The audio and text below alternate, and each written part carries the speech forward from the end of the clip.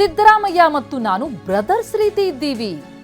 Brothers ರೀತಿ ನಾವಿಬ್ರು ಕೆಲಸ ಮಾಡ್ತಿದ್ದೀವಿ ಅಂತಲೂ ಕೂಡ ನುಡಿದಿದ್ದಾರೆ ಡಿಸಿಎಂ ಡಿಕೆ ಶಿವಕುಮಾರ್. ಬೆಂಗಳೂರಿನಲ್ಲಿ ಡಿಕೆಶಿ ಆಡಿದಂತಹ ಮಾತಿದು.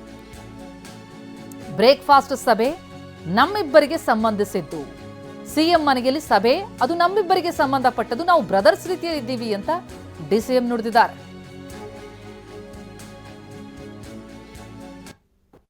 ಅಲ್ಲಪ್ಪ, ಅದು ನಂದು ಸಿಎಂದು ಸಂಬಂಧಪಟ್ಟಂತ ವಿಚಾರ. ನಾವಿಬ್ಬರು ಬ್ರದರ್ಸ್ ಥರ ಕೆಲಸ ಮಾಡ್ಕೊಂಡು ಹೋಗ್ತಾ ಇದ್ದೀವಿ. ಅಲ್ಲಪ್ಪ, ಅದು ನಂದು ಸಿಎಂದು ಸಂಬಂಧಪಟ್ಟಂತ ವಿಚಾರ. ನಾವಿಬ್ಬರು ಬ್ರದರ್ಸ್ ಥರ ಕೆಲಸ ಮಾಡ್ಕೊಂಡು ಹೋಗ್ತಾ ಇದ್ದೀವಿ.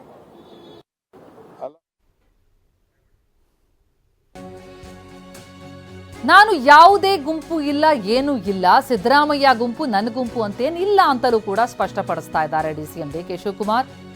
ನನ್ನ ಜೊತೆಗೆಲ್ಲೇ 140 ಶಾಸಕರುಗಳು ಕೂಡ ಇದ್ದಾರೆ.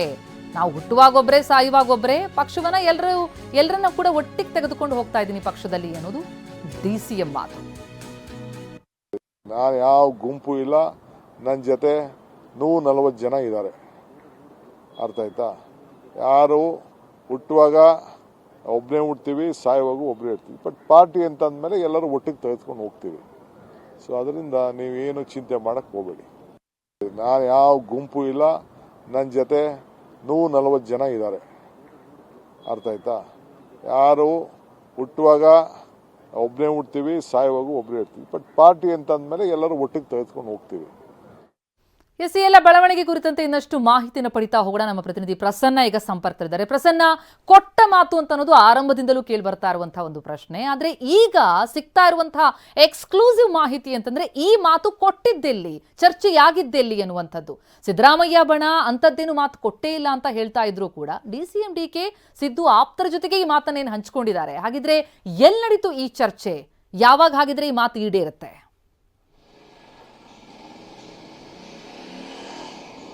ಪ್ರತಿಮಾ, ಕೊಟ್ಟ ಮಾತಿನ ವಿಚಾರ ಕಾಂಗ್ರೆಸ್ನಲ್ಲಿ ಕಳೆದ 10-12 ದಿನಗಳಿಂದ ನಿರಂತರವಾಗಿ ಚರ್ಚೆಗೆ ಬರ್ತಾ ಇದೆ. ಆದರೆ ಡಿ ಕೆ ಶಿವಕುಮಾರ್ ಅವರಿಗೆ ತನ್ನಿಂದ ಯಾವುದೇ ರೀತಿಯ ಗುಂಪುಗಾರಿಕೆ ಆಗಿಲ್ಲ ಅಥವಾ ಈ ರೀತಿಯ ಬಣಬಡಿದಾಟ ತನ್ನಿಂದ ಶುರುವಾಗಿಲ್ಲ ಅನ್ನುವಂಥದ್ದನ್ನ ಪದೇ ಪದೇ ಸಾಬೀತು ಮಾಡಿಕೊಳ್ಳುವಂತ ಪ್ರಯತ್ನಗಳನ್ನ ಡಿ ಕೆ ಶಿವಕುಮಾರ್ ಮಾಡ್ತಿದ್ದಾರೆ. ಹಾಗಂತ ನಾಯಕತ್ವ ಬದಲಾವಣೆ ವಿಚಾರ ಸತ್ತು ಹೋಗಬಾರ್ದು, ಆ ವಿಚಾರ ಇನ್ನೂ ಜೀವಂತವಾಗಿರಬೇಕು ಅನ್ನುವಂಥ ತಂತ್ರಗಾರಿಕೆ ಕೂಡ ಡಿ ಕೆ ಶಿವಕುಮಾರ್ ಅವರ ನಡೆಯಿಂದ ಕಂಡು ಬರ್ತಾ ಇದೆ. ಡಿ ಕೆ ಶಿವಕುಮಾರ್ ಅವರು ಹೋದಲ್ಲಿ ಬಂದಲ್ಲಿ ತನ್ನನ್ನು ಯಾವೆಲ್ಲ ನಾಯಕರು ಭೇಟಿ ಆಗ್ತಿದಾರೋ ಅವರೆಲ್ಲರಿಗೂ ಕೂಡ ಈ ಕೊಟ್ಟ ಮಾತಿನ ವಿಚಾರವನ್ನ ಪದೇ ಪದೇ ಪ್ರಸ್ತಾಪವನ್ನ ಮಾಡ್ತಿದ್ದಾರೆ.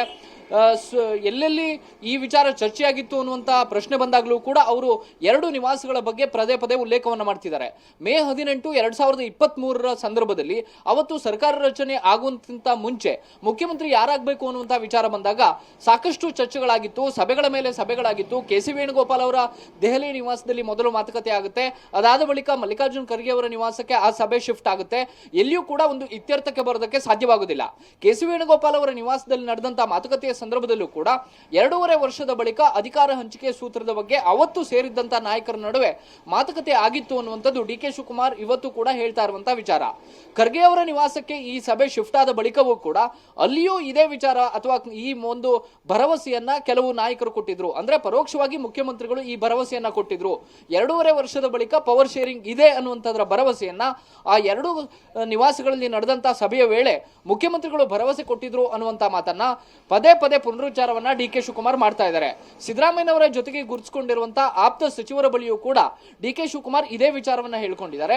ಸತೀಶ್ ಜಾರಕಿಹೊಳಿ ಅವರು ಭೇಟಿಯಾದಂತಹ ಸಂದರ್ಭದಲ್ಲಿ, ಕೆ.ಜೆ. ಜಾರ್ಜ್ ಅವರನ್ನ ಭೇಟಿಯಾದಂತಹ ಸಂದರ್ಭದಲ್ಲಿ, ಜಮೀರ್ ಅಹಮದ್ ಖಾನ್ ಅವರು ಮಾತುಕತೆ ನಡೆಸಿದಂತಹ ಸಂದರ್ಭದಲ್ಲಿ 3 ನಾಯಕರ ಬಳಿಯೂ ಕೂಡ ಡಿ ಕೆ ಶಿವಕುಮಾರ್ ಈ ಮಾತನ್ನ ಪದೇ ಪದೇ ಪುನರುಚ್ಚಾರವನ್ನ ಮಾಡಿದ್ದಾರೆ ಮತ್ತು ಸಿದ್ದರಾಮಯ್ಯನವರಿಗೆ ಪರೋಕ್ಷವಾಗಿ ನೆನಪಿಸುವಂತಹ ಕೆಲಸವನ್ನು ಕೂಡ ಮಾಡಿದ್ದಾರೆ.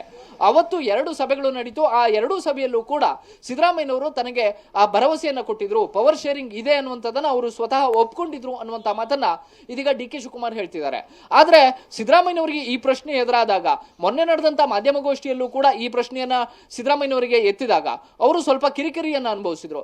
ಯಾವ ಮಾತು, ಏನ್ ಮಾತು, ನಿಮಗೇನ್ ಗೊತ್ತು ಅನ್ನುವಂತ ರೀತಿಯಲ್ಲಿ ನೇರ ಧಾಟಿಯಲ್ಲಿ ಅವರು ಯಾವುದೇ ರೀತಿಯ ಮಾತುಕತೆ ಆಗಿಲ್ಲ, ಯಾವುದೇ ರೀತಿಯ ಪವರ್ ಶೇರಿಂಗ್ ನ ಮಾತುಕತೆ ನಮ್ಮಿಬ್ಬರ ನಡುವೆ ನಡೆದಿಲ್ಲ ಅನ್ನುವಂಥದ್ದನ್ನ ಪದೇ ಪದೇ ಹೇಳುವಂತ ಪ್ರಯತ್ನವನ್ನ ಸಿದ್ದರಾಮಯ್ಯ ಅವರು ಮಾಡ್ತಿದ್ದಾರೆ. ಹೀಗಾಗಿ ಎಲ್ಲೊಂದ್ ಕಡೆ ಕೊಟ್ಟ ಮಾತಿನ ವಿಚಾರವೇ ಇದೀಗ ಒಂದು ರೀತಿಯ ಕದನಕ್ಕೆ ಕಾರಣವಾಗಿದೆ. ರೈಟ್ ಹೈಕಮಾಂಡ್ ಸೂಚನೆ ಮೇರೆಗೆ ಪ್ರಸನ್ನ ಹಾಗೆ ಸಂಪರ್ಕದಲ್ಲಿರಿ.